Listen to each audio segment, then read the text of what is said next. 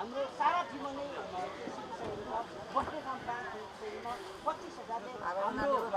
सरकारले वैशाख 12 गते सुकुम्बासीहरूलाई आफ्नो बस्तीबाट हटाउँदै गर्दा उनीहरूको झुक्रो छापो भत्काउँदै गर्दा पनि हो त्यो असारे बाढीबाट राज्यको लागि ठुलो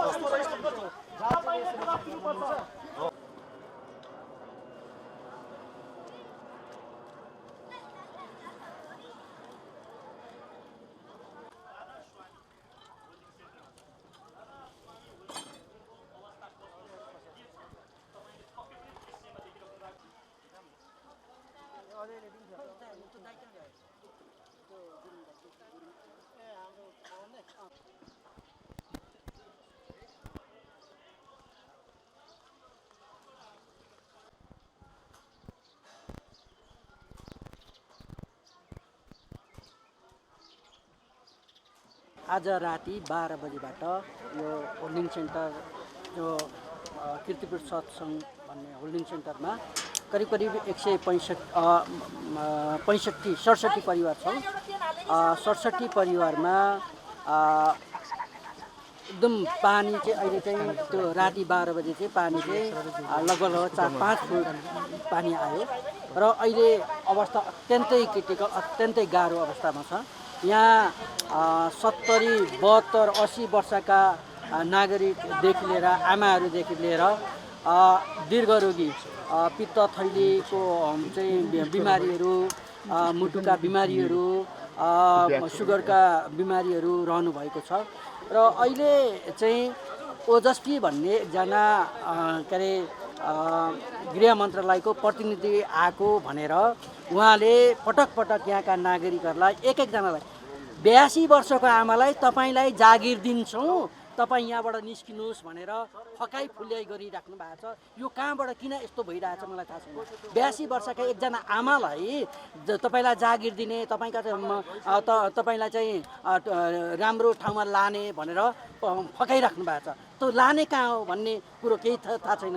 हामीहरूले भनेको के हो भने यहाँका नागरिकले भनेको के हो भने हाम्रो वैकल्पिक व्यवस्था बिना हामी बरु यहीँ मर्छौँ, हामी कहीँ पनि जाँदैनौँ। सरकारले हामीलाई यहाँ राखेको होइन, हामीलाई अन्त लैजाने भने हामीलाई कहाँ लैजाने, कति दिनमा व्यवस्थापन गर्ने त्यो लिखित चाहिँ गर्नु अनि मात्रै हामी यहाँबाट जान्छौँ भनेर भनिराख्नु भएको छ। हाम्रो त्यही नै कुरा हो समग्र यहाँका नागरिकको सबै। यहाँ त तपाईहरु बसिरहँदाखेरि फेरि डुबान पर्ने सम्भावना छ तर सरकारले त अलि व्यवस्थित हो। यहाँका आमाहरू, यहाँका 82 वर्षका आमाहरू बरु हामी मर्छौँ, यहीँ चाहिँ मर्न तयार छौँ। सरकारले अर्को व्यवस्था नगरेसम्म र हामीलाई चाहिँ यो तिमीहरूको चाहिँ वासस्थान यहाँ हुन्छ भनेर एउटा चाहिँ लिखित प्रमाण नगरेसम्म चाहिँ हामी यहाँबाट उड्दैनौँ भन्नुहुन्छ।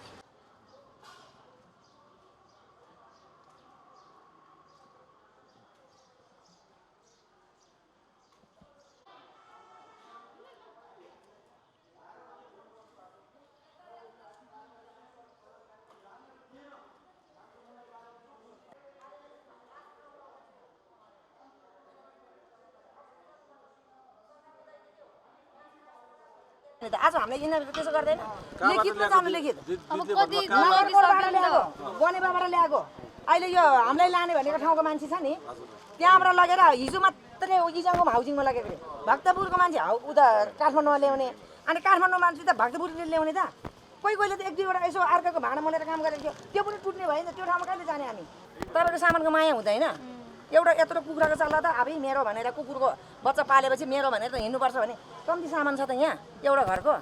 अनि बिहान पनि एकचोटि फेरि लगेर अनि फेरि यहीँ ल्याएर छोडिदियो भन्ने कुरा आयो। बिहान त थुनेको भन्थ्यो हामीले यहाँ गिरी मन्दिरको खोइ के छ को मान्छे आउनु भएको थियो चिन्दैन मलाई न मन्त्री हो न तन्दुरी हो अनि हामीले पनि उसलाई यहीँ थुनेर राखेको त्यो मान्छे नछोडेसम्म यहाँ उ गर्दैन भनेको छोड्यो होइन भने मान्छे त्यहाँ लगेर थुनिन्छ अनि सामान यहाँ राखिन्छ मान्छे त त्यो मान्छे आइहाल्छ नि आउँछ भइहाल्छ नि अनि त्यहाँ लगेर चाहिँ किन थुन्या रहेछ?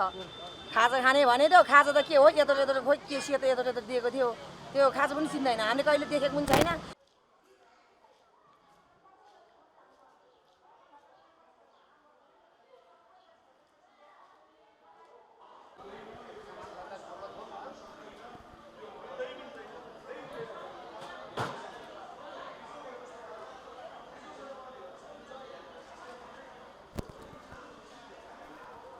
मैले खुब राम्रो गरिरहेको छु भन्नुहोस् त एकदम खुब राम्रो होइन गरिरहेको छु। मैले जनताको आवाज मनमा हात राख्नु न मैले जनताको आवाज बोलिरहेको छु। यो चामल हे राख्नुहोस् होइन यो राख्नुहोस् चामल खानुहुन्छ, मनमा हात राखेर मैले खुब राम्रो गरिरहेको छु मैले मनमा हात राखेर भन्छु खुब राम्रो गरेको छु।